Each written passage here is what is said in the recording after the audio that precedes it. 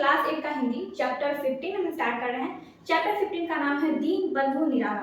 दीन बंधु निराला एक कहानी है और ये कहानी लिखी गई है आचार्य शिव पूजन सहाय जी के द्वारा। दीन बंधु का मतलब होता है गरीबों की सहायता करने वाले व्यक्ति। दीन यानी कि गरीब, बंधु यानी कि भाई। दीन का मतलब होता है गरीब, बंधु यानी कि भाई, यानी कि वैसे व्यक्ति जो गरीबों की मदद करते हैं, हमेशा उनके साथ खड़े रहते हैं और जो हमेशा जरूरतमंदों की मदद करते हैं, तो वैसे व्यक्ति को दीन बंधु कहा जाता है। ठीक है, दीन बंधु को भगवान का रूप भी माना जाता है। ठीक है, यानी कि जो समाज सेवा करे, गरीबों की मदद करे, उनके साथ हमेशा खड़े रहे, हर जरूरतमंदों की मदद करे, तो वैसे व्यक्ति को दीन बंधु कहा जाता है। यहाँ पर निराला, तो निराला जी का पूरा नाम क्या है? सूर्यकांत त्रिपाठी निराला। सूर्यकांत त्रिपाठी निराला जी का नाम आपने सुना होगा। उनका पूरा नाम है सूर्यकांत त्रिपाठी निराला। उनके आगे दीन बंधु क्यों लगा? क्योंकि वो हमेशा गरीबों की मदद करते थे, वो हमेशा जरूरतमंदों की मदद करते थे, इसलिए उनके नाम के आगे दीन बंधु लगा और सब लोग उन्हें प्यार से दीन बंधु ही कहा करते थे। और समाज में उनकी इज्जत ऐसी थी, वो जहाँ पर भी जाते थे हमेशा लोग उन्हें प्रणाम करते थे, उनके सामने सिर झुकाते थे, हाथ जोड़ते थे, क्योंकि उनका स्थान समाज में कुछ ऐसा था। उन्होंने समाज की सेवा करके, लोगों की सेवा करके एक अलग ही स्थान समाज में बना लिया। इसलिए सभी व्यक्ति, चाहे वो अमीर हो या गरीब, सूर्यकांत त्रिपाठी निराला जी की बहुत इज्जत किया करते थे। तो चैप्टर 15 में आपको सूर्यकांत त्रिपाठी निराला जी के बारे में ही दिया गया, उनके व्यक्तित्व के बारे में दिया गया, उनका व्यक्तित्व कैसा था, उनका हाव कैसा था, उनके विचार कैसे थे, चीज़ों के बारे में इसमें आपको दिया गया है। इस चैप्टर को जब आप पढ़ेंगे तो आप बहुत हद तक सूर्यकांत त्रिपाठी निराला जी को जान जाएंगे। यहाँ पर सूर्यकांत त्रिपाठी निराला जी के बारे में ही, उन्हीं के लिए एक दोहा है महाकवि रहीम का, नाम आपने सुना होगा। महाकवि रहीम ने एक दोहा लिखा था जो कि सूर्यकांत त्रिपाठी निराला जी पर एकदम सटीक बैठता है। यह आपका पहला ही पंक्ति है। ठीक है, ये दोहा क्या है, ध्यान से देखिए। तो आप यहाँ पर देख सकते हैं, यहाँ पर एक दोहा यहाँ पर दिया गया है। यहाँ पर क्या लिखा गया है? यहाँ पर है कि आधुनिक काल के बेहद प्रतिष्ठित कवि सूर्यकांत त्रिपाठी निराला पर लिखी गई यह जीवनी एक संवेदनशील साहित्यकार के सरोकारों और संघर्षों को प्रकट करती है। निराला के व्यक्तित्व और जीवन के अनेक अनछुए पहलुओं का उद्घाटन करना पाठ का उद्देश्य है।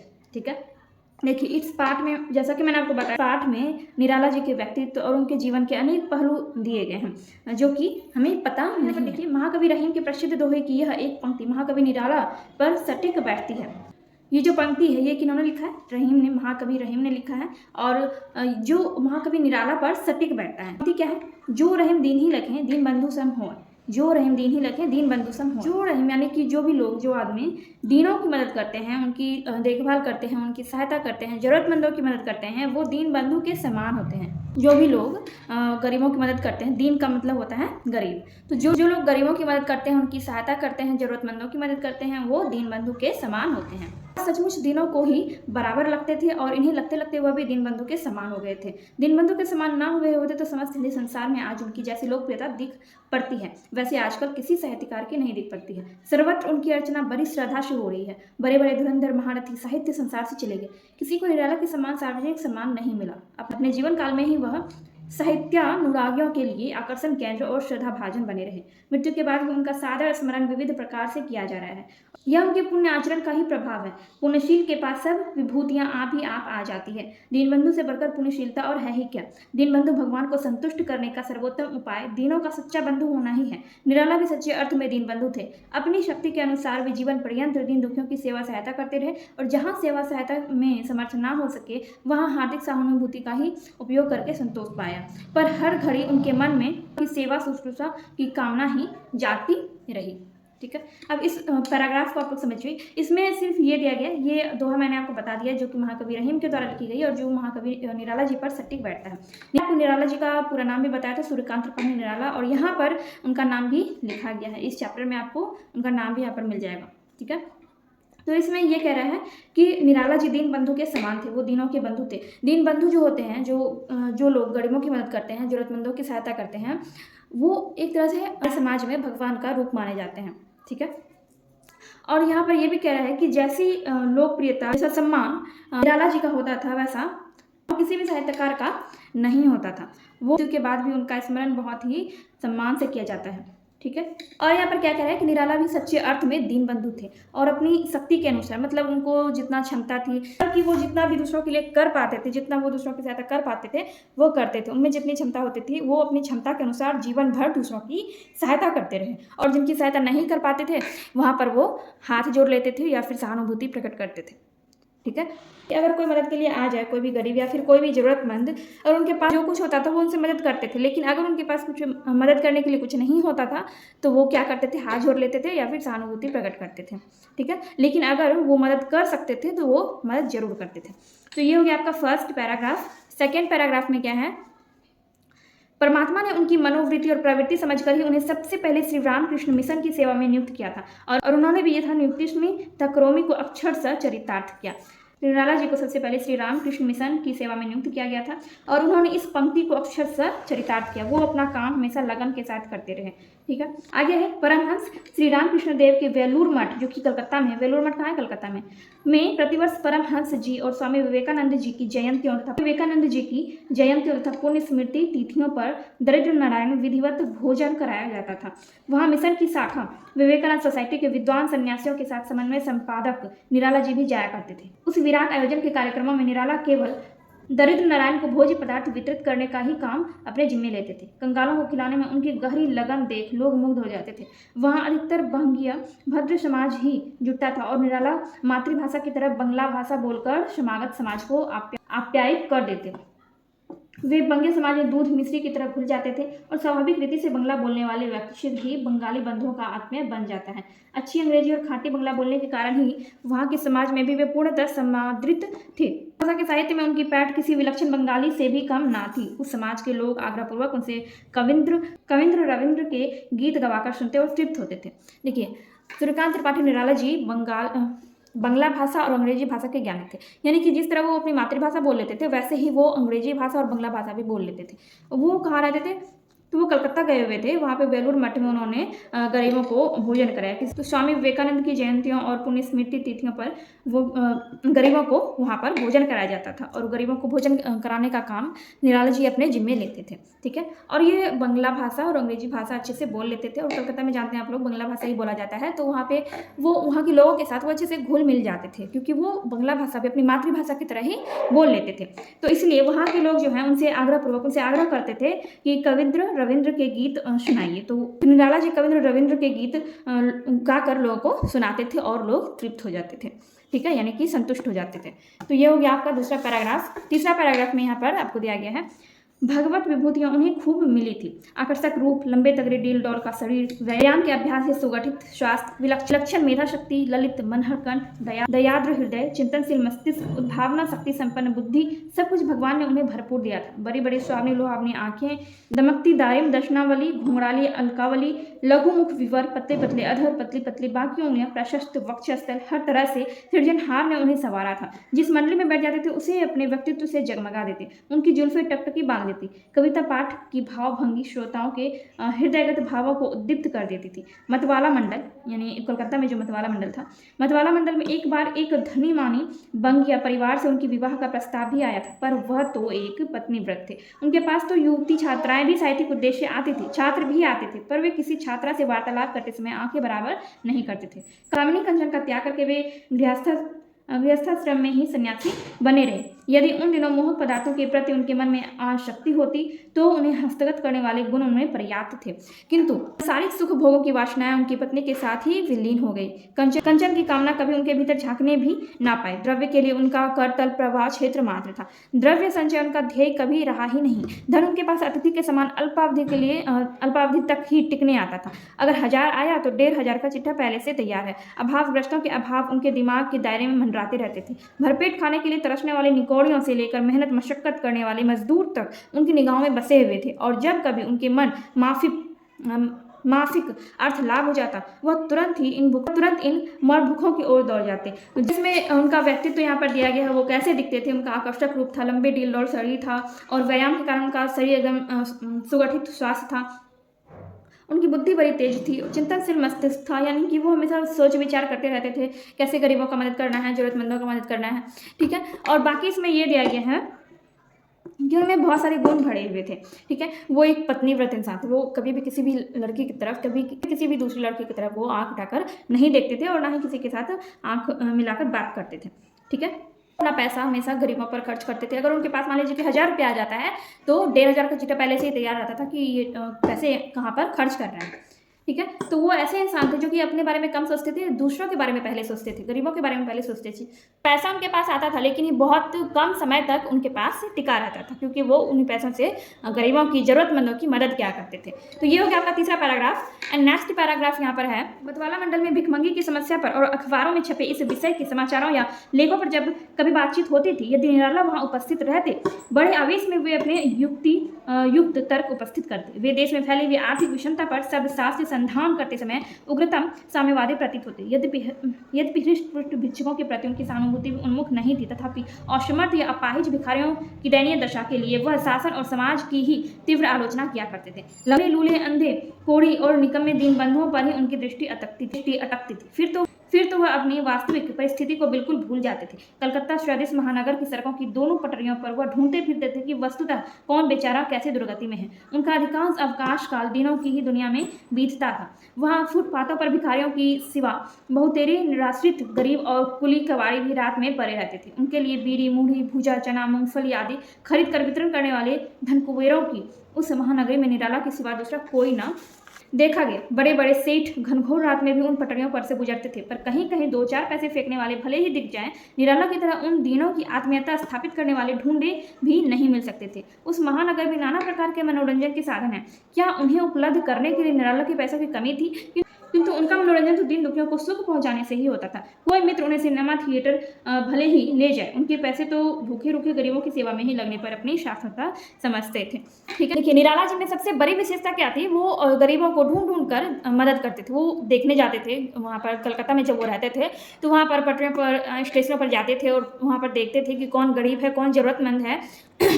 वो वहाँ जाकर उनकी मदद किया करते थे। और उसने बड़े महानगर में अमीर लोग तो बहुत थे, लेकिन कोई भी उस तरह से मदद नहीं करता था जैसे कि निराला जी करते थे। कलकत्ता जैसे बड़े महानगर में अमीर लोग तो बहुत सारे थे, लेकिन कोई भी निराला जी की तरह गरीबों की मदद नहीं करता था। हाँ, 2-4 पैसे देने वाले लोग बहुत थे, मतलब भिखारियों को, गरीबों को 2-4 पैसे दे देते थे, लेकिन जैसे कि निराला जी उनके लिए कोई भी सामान, खाने का सामान जैसे कि बीड़ी, मूढ़ी, भूजा, चना, मूंगफली आदि खरीद कर उन लोगों में बांटते थे, वैसे और कोई भी वहाँ पर नहीं करता था। और यहाँ पर आपको ये दिया गया कि मतवाला मंडल में जब भी भिखमंगी की समस्या वगैरह पर बातचीत होती थी, अखबारों में छपे खबरों पर जब बातचीत होती थी, वो वहाँ पर उपस्थित रहते थे और अपना विचार वो वहाँ पर व्यक्त करते थे।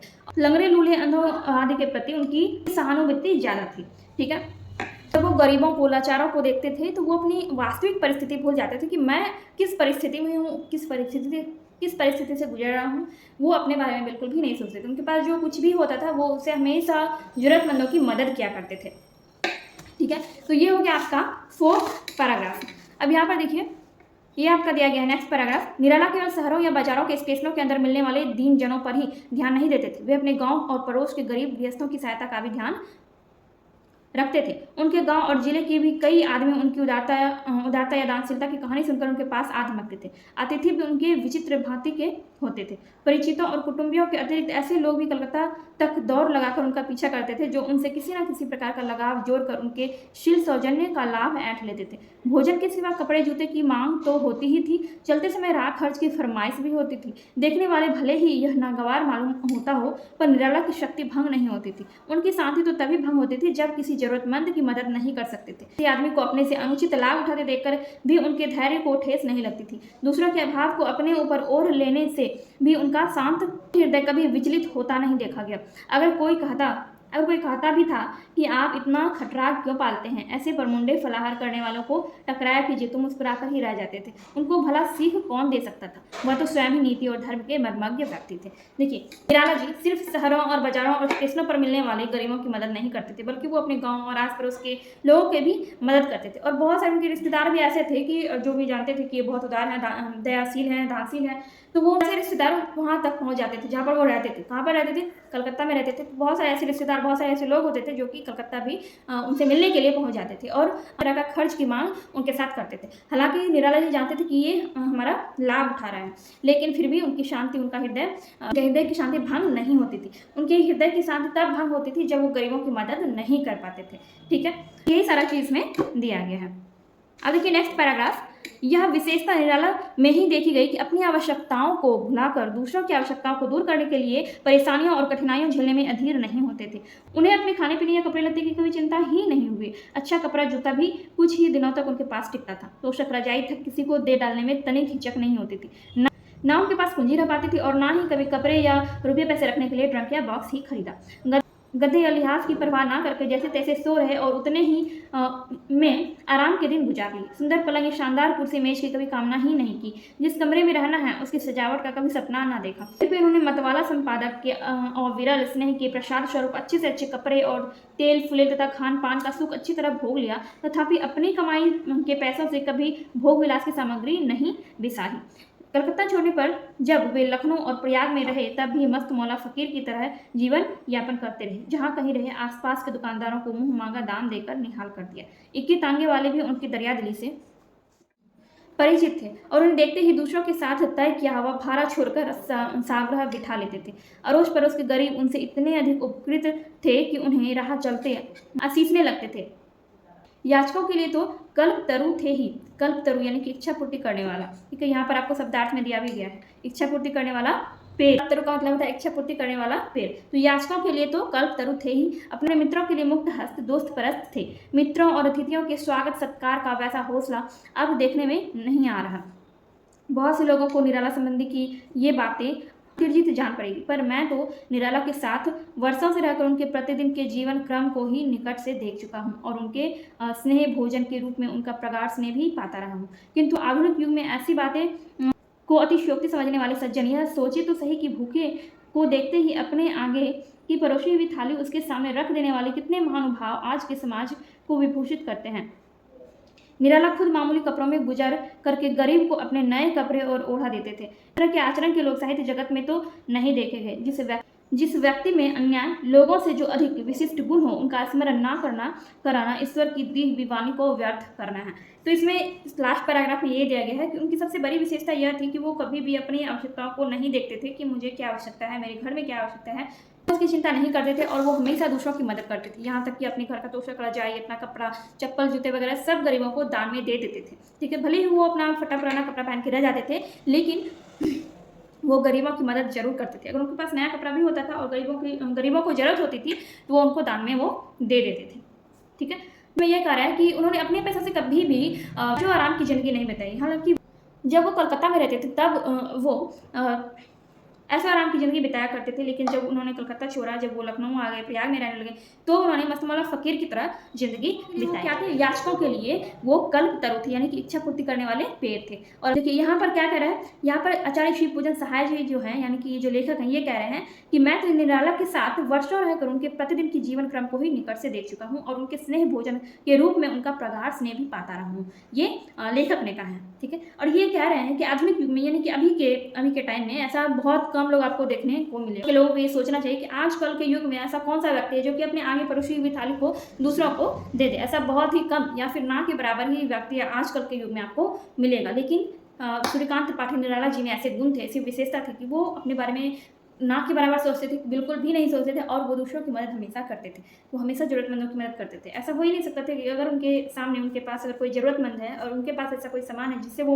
लोगों की मदद कर सके तो वो मदद ना करे, ऐसा कभी भी नहीं होता था। वो हमेशा दूसरों के बारे में पहले सोचते थे और अपने बारे में बाद में सोचते थे। ठीक है, तो ऐसे व्यक्ति का नाम हमेशा हमें सम्मान से लेना चाहिए और इनके जैसा, और हमें इनके जैसा बनने की कोशिश करनी चाहिए। तो इसके साथ ही आपका ये चैप्टर यहाँ पर कंप्लीट होता है। इस चैप्टर को हमने पूरा पढ़ लिया है। इसमें आपको सूर्यकांत त्रिपाठी निराला जी के व्यक्तित्व, उनके गुणों, उनके स्वभावों के बारे में दिया गया था, तो जिसको हमने पढ़ लिया है। एंड यहाँ पर आपको ये कुछ शब्दार्थ भी दिए गए हैं, इस शब्दार्थ को आप लोग पढ़ लीजिएगा एंड इस चैप्टर को भी आप लोग फिर से एक बार पढ़ लीजिएगा। एंड आई होप आप लोग बोर नहीं हुए होंगे, क्योंकि ये चैप्टर मैंने आपको बोर होने के लिए नहीं पढ़ाया, ये आपको मैंने समझाने के लिए पढ़ाया।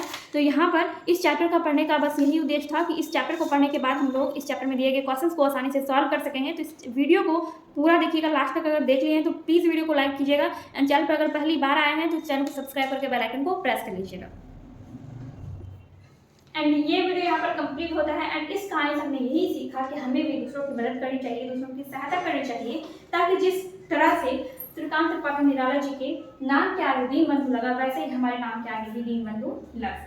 ठीक है, सूर्यकांत त्रिपाठी निराला जी की तरह, इनके तरह दीनों की मदद यानी गरीबों की मदद नहीं कर सकते, अगर थोड़ी सी भी इनका 1% भी अगर हम ज़रूरतमंदों की मदद करें, गरीबों की मदद करें, तो वो बहुत होगा। ठीक है, तो हमें भी हमेशा ये कोशिश करनी चाहिए कि हम भी ज़रूरतमंदों की मदद कर सकें, चाहे वो किसी भी प्रकार से हो। ठीक है, तो यहाँ पर ये चैप्टर 15 कंप्लीट होता है। चैप्टर 15 को हमने पढ़ लिया है एंड हम नेक्स्ट वीडियो में इसके क्वेश्चंस को सॉल्व करेंगे। एंड ये वीडियो अगर आपको थोड़ी सी भी हेल्पफुल लगी हो तो वीडियो को लाइक कीजिए, कमेंट कीजिए कि आपको वीडियो कैसा लगा एंड कोई भी डाउट हो तो आप कमेंट सेक्शन में कमेंट करके पूछ सकते हैं, या फिर आप मुझे इंस्टाग्राम पर फॉलो करके वहाँ पर आप मुझे डीएम कर सकते हैं। तो आज का वीडियो यहाँ पर